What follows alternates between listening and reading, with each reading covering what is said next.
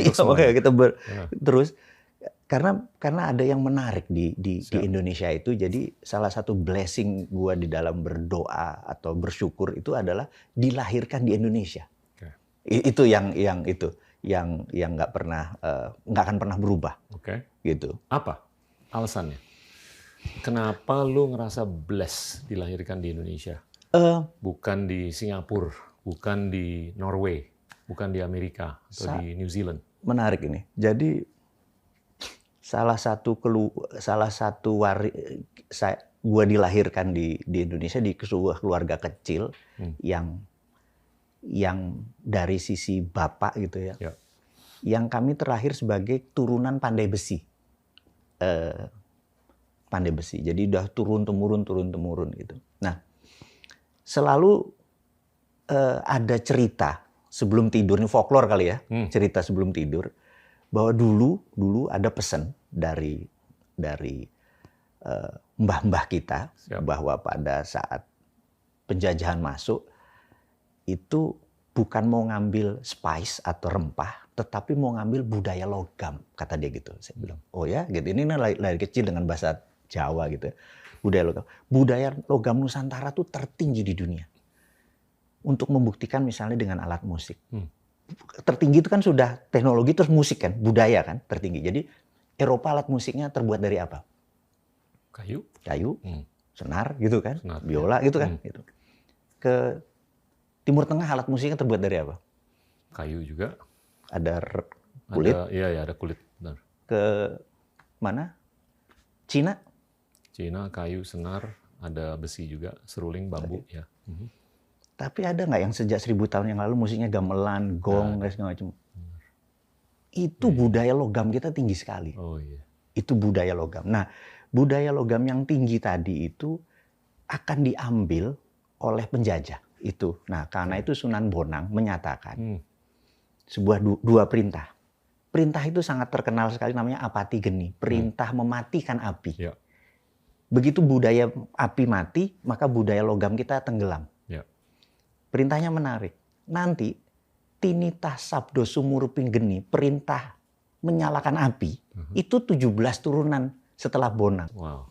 It happen sekarang turunan ke-17. Oh ya? Ngitungnya dari kapan tuh? Dari Sunan Bonang. Terus aja turunan anak itu. Okay. Tujuan bisa dari Sunan Muria, pokoknya dari para sunan diturunin itu sekarang 17. Ya. Karena itu waktu Sunan Bonang tuh abad ke-14 atau 15? 14. Okay. 14 sekian gitu ya. Nah, itu turun. Sekarang 17. Jadi dari dulu kita dibilang, ini masa jaya-jaya yang kita lagi nih. Sumuruping geni, perintah nyalain api sudah mulai dinyalain. Itu kan sanepo, sebenarnya itu kan kiasan kan. Ini jadi membuat kita jadi, oh iya nih, gitu bangsa besar. Membuktikan bangsa besar itu, kita tahu bahwa bumi ini muter. Udah berapa miliar tahun, bener nggak? 4,5 miliar. Kecuali yang percaya flat earth, bener nggak? Iya. Ya, kita kan bukan percaya flat earth, bener nggak? Iya. Kita bumi muter. Kalau kita ada bola plastik, kita kasih glitter, terus kita puter, maka hukum alam akan muter di tengah itu. Jadi dalam putaran sekian lama itu membuat seluruh mineral tuh ada di muka bumi Indonesia karena panjangnya khatulistiwa kita. Jadi kita sudah tahu bahwa kalau dulu ada tabel periodik tuh, yang hari libur nanti kita rebus kubis Prancis, ingat nggak? Lu pada lupa semua. Besok minggu cari sebagainya. Itu ada, itu semua ada di Indonesia. I hated chemistry. Tapi that's part of science. Jadi kita. I love science but I hated chemistry. Oh gitu ya. Nah, kebetulan itu yang paling tinggi. Harusnya gue masuknya bukan sosial loh, harusnya. Itu bawah sadar itu ya, karena running on the family. Tapi nilai sekolah sih jelek gitu. Anyway, terus jadi kita mengerti bahwa di dalam nikel Indonesia misalnya beda dengan nikel di seluruh dunia. Nikel kita itu mengandung Li, karena itu disebutnya nikel laterite. Tapi yang dibayar hanya nikel, Li-nya nggak dibayar gitu ya. Nah, dikasih CO, dikasih kobalt, itu menjadi baterai. Gregetan nggak? Kenapa dibuatnya mesti ke Cina? Kenapa di sini cuma dan lain sebagainya? Tapi udah mulai kan, penambahan nilai udah mulai. Agree. Nah itu yang membuat kita bilang, oh jadi ini kita mungkin mau capture semaksimal mungkin. Ini mungkin sumuruping geni. Gitu. Itu kode. Jadi saya exciting gitu sekarang ini gitu. Oke. Tanda-tanda ya. Tanda-tanda gitu. Oke. Tadi siang gue ngobrol lama sama Prof. Emil Salim. dia juga agak-agak nyerempet ke omongan-omongan lo mengenai sejarah kita gimana, dan sedikit menyinggung ahli matematika atau ilmuwan namanya Al-Khwarizmi. Oke. Itu dia lahir tahun 790 sampai tahun 850 lah. Tapi dia tuh yang menginspirasi prakarsa-prakarsa yang luar biasa, aljabar, matematika, terus astronomi, navigasi, yang begitu peralihan waktu Baghdad di abad 13 diserang oleh Mongol, hilanglah ilmu-ilmu kita, ya kan? Sebetulnya pertanyaan gue ini mengenai lu menyentuh mengenai kelogaman, sedikit mengenai sains, ya kan?